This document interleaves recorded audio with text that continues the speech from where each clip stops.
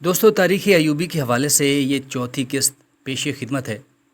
ہم حضور کے قدموں میں آسمان سے تارے بھی نوچ کر بچھا سکتے ہیں۔ ناجی نے کہا، اگر میری راہ میں کچھ بچھانا ہی چاہتے ہو تو وہ ایک ہی چیز ہے جو مجھے بہت بھاتی ہے۔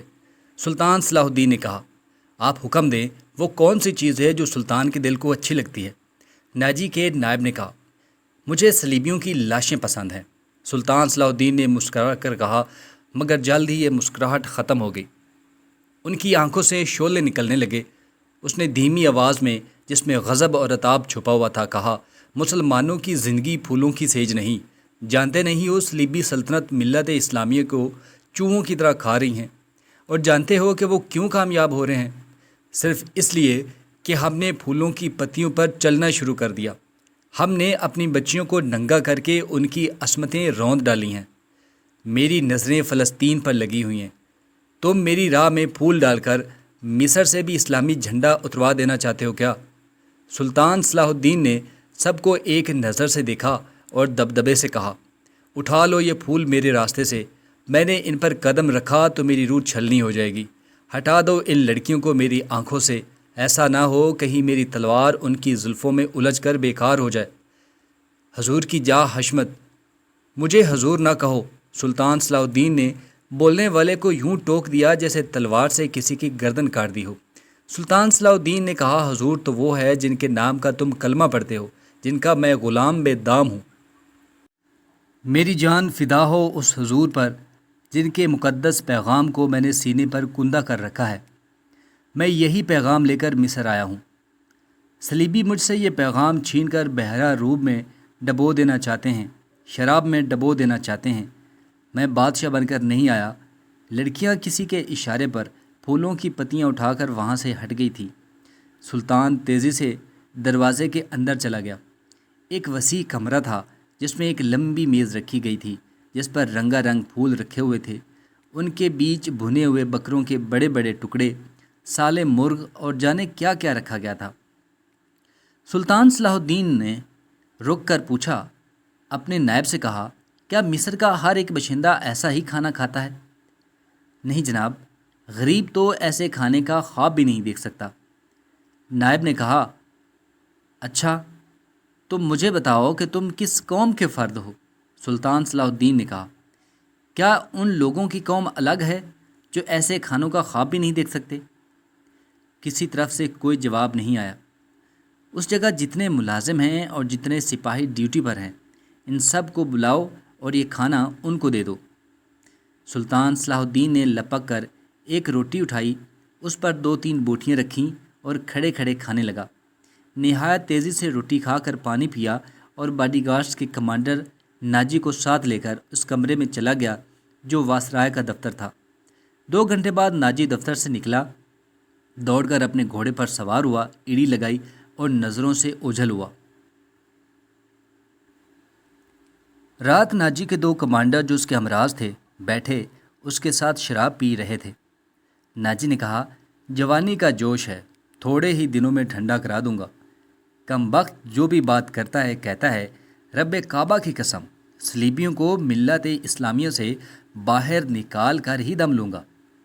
صلاح الدین ایوبی، ایک کمانڈر نے طنزیہ کہا، اتنا بھی نہیں جانتا کہ ملت اسلامیہ کا دم نکل چکا ہے، اب سوڈانی حکومت کریں گے۔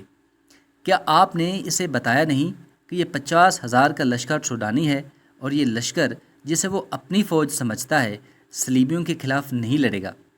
دوسرے کمانڈر نے ناجی سے پوچھا، تمہارا دماغ ٹھکانے ہے؟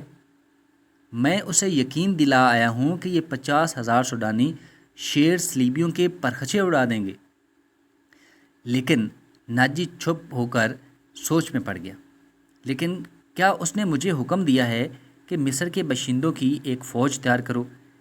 اس نے کہا ہے کہ ایک ہی ملک کی فوج ٹھیک نہیں ہوتی۔ اس نے بولا کہ مصر کی فوج بنا کر ان میں شامل کر دو۔ ناجی نے کہا، تو آپ نے کیا جواب دیا؟ میں نے کہا کہ حکم کی تعمیل ہوگی، لیکن میں اس حکم کی تعمیل نہیں کروں گا۔ ناجی نے جواب دیا، مزاج کا کیسا ہے؟ تو اس نے کہا کہ ضد کا پکا معلوم ہوتا ہے۔ ناجی نے کہا کہ آپ دانش اور تجربے کے آگے تو وہ کچھ بھی نہیں لگتا۔ نیا نیا امیر مصر بن کر آیا ہے، کچھ روز یہ نشہ طاری رہے گا، دوسرے کمانڈر نے کہا۔ میں یہ نشہ اترنے نہیں دوں گا، اسی نشے میں ہی بدمست کر کے مار دوں گا، ناجی نے جواب دیا۔ بہت دیر تک وہ سلطان کے خلاف باتیں کرتے رہے اور اس مسئلے پر غور کرتے رہے کہ اگر سلطان نے ناجی کی بے تاج بادشاہی کے لیے خطرہ پیدا کر دیا تو وہ کیا کریں گے۔ ادھر سلطان اپنے نائبین کو سامنے بٹھائے یہ بات ذہن نشین کرا رہا تھا کہ وہ یہاں حکومت کرنے نہیں آیا اور نہ ہی کسی کو حکومت کرنے دے گا۔ اس نے انہیں کہا کہ اس کو جنگی طاقت کی ضرورت ہے اور اس نے یہ بھی کہا کہ اس کو یہاں کا فوجی ڈھانچہ بالکل پسند نہیں آیا۔ 50,000 باڈی گارڈ سوڈانی ہیں، ہمیں ملک کے ہر باشندے کو یہ حق دینا چاہیے کہ ہماری فوج میں سے آئے، اپنے جوہر دکھائے اور مال غنیمت سے اپنا حصہ وصول کریں۔ یہاں کی عوام کا معیار زندگی اسی طرح بلند ہو سکتا ہے۔ میں نے ناجی کو کہہ دیا ہے کہ وہ عام بھرتی شروع کر دیں۔ کیا آپ کو یقین ہے کہ وہ آپ کی حکم کی تعمیل کرے گا؟ ایک ناظم نے اس سے پوچھا۔ کیا وہ حکم کی تعمیل سے گریز کرے گا؟ وہ حکم کی تعمیل سے گریز کر سکتا ہے، وہ حکم کی تعمیل نہیں اپنی منواتا ہے، فوجی امور اس کے سپرد ہیں، ناظم نے جواب دیا۔ سلطان ایوبی خاموش ہوا، جیسے اس پر کچھ اثر ہوا ہی نہیں ہو۔ اس نے سب کو رخصت کر دیا اور صرف علی بن سفیان کو اپنے ساتھ رکھا۔ علی بن سفیان جاسوس اور جوابی جاسوس کا ماہر تھا۔ اسے سلطان بغداد سے اپنے ساتھ لایا تھا اور وہ ادھیڑ عمر آدمی تھا، اداکاری، چرب زبانی، بھیس بدلنے کا ماہر تھا۔ اس نے جنگوں میں جاسوسی کی بھی اور جاسوسوں کو پکڑایا بھی تھا۔ اس کا اپنا ایک گروہ تھا جو آسمان سے تارے بھی توڑ لا سکتا تھا۔ سلطان کو جاسوسی کی اہمیت سے واقفیت تھی۔ فنی مہارت کے علاوہ علی بن سفیان میں وہی جذبہ تھا جو سلطان صلاح الدین ایوبی میں تھا۔ تم نے سنا، علی، یہ لوگ کہتے ہیں کہ ناجی کسی سے حکم نہیں لیتا، اپنی منواتا ہے، سلطان صلاح الدین نے کہا۔ ہاں، میں نے سن لیا ہے۔ اگر میں چہرے پہچاننے میں غلطی نہیں کرتا تو میری رائے میں باڈی گارڈز کا یہ کمانڈر، جس کا نام ناجی ہے، ناپاک ذہنیت کا مالک ہے۔ اس کے مطابق میں پہلے سے ہی کچھ جانتا ہوں۔ یہ فوج جو ہمارے خزانے سے تنخواہ لے رہی ہے، دراصل ناجی کی ذاتی فوج ہے۔ اس نے حکومتی حلقوں میں ایسی سازشیں کی ہیں جس نے حکومتی ڈھانچے کو بے حد کمزور کر دیا ہے۔ آپ کا یہ فیصلہ بالکل بجا ہے کہ فوج میں ہر خطے کے سپاہی ہونے چاہئیں۔ میں آپ کو تفصیلی رپورٹ دوں گا۔ مجھے شک ہے کہ سوڈانی فوج اس کے وفادار ہے، ہماری نہیں۔ آپ کو اس فوج کی ترتیب اور تنظیم بدلنی پڑے گی یا ناجی کو سبق دوش کرنا پڑے گا۔ علی بن سفیان نے کہا، میں اپنے ہی صفوں میں اپنے دشمن پیدا نہیں کرنا چاہتا۔ ناجی اپنے گھر کا بھیدی ہے، اس کو سبق دوش کر کے دشمن بنا لینا دانش مندی نہیں۔ ہماری تلواریں غیروں کے لیے ہیں، اپنوں کو خون بہانے کے لیے نہیں۔ میں ناجی کی ذہنیت کو پیار اور محبت سے بدل سکتا ہوں۔ تم اس فوج کی ذہنیت معلوم کرنے کی کوشش کرو اور مجھے ٹھیک رپورٹ دو کہ فوج کہاں تک ہماری وفادار ہے۔ سلطان صلاح الدین نے کہا، مگر ناجی اتنا کچا نہیں تھا، اس کی ذہنیت پیار اور محبت کے بکھیڑوں سے آزاد تھی۔ اسے اگر پیار تھا تو اپنے اقتدار اور شیطانیت کے ساتھ۔ اس لحاظ سے وہ پتھر تھا، مگر جسے وہ اپنے جال میں پھنسا لینا چاہتا تھا اس کے سامنے موم بن جاتا تھا۔ اس نے سلطان صلاح الدین کے سامنے بھی یہی رویہ اختیار کیا تھا، یہاں تک کہ وہ سلطان صلاح الدین کے سامنے بیٹھتا بھی نہیں، ہاں میں ہاں ملاتا چلا جاتا۔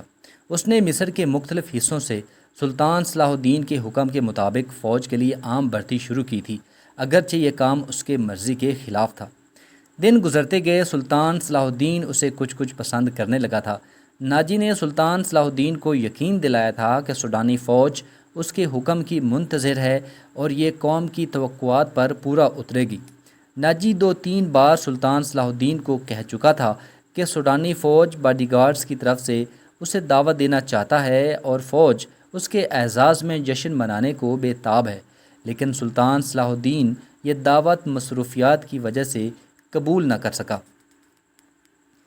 دوستو، اس سے اگلی 5ویں قسط جلد اپلوڈ کر دی جائے گی۔ آپ سے ریکویسٹ ہے کہ میرے چینل کو سبسکرائب کر دیں اور ویڈیو کو لائک کر دیں اور بیل نوٹیفیکیشن کو آن کر لیں تاکہ اگلی ویڈیوز آپ کو بر وقت ملتی رہیں۔ بہت شکریہ۔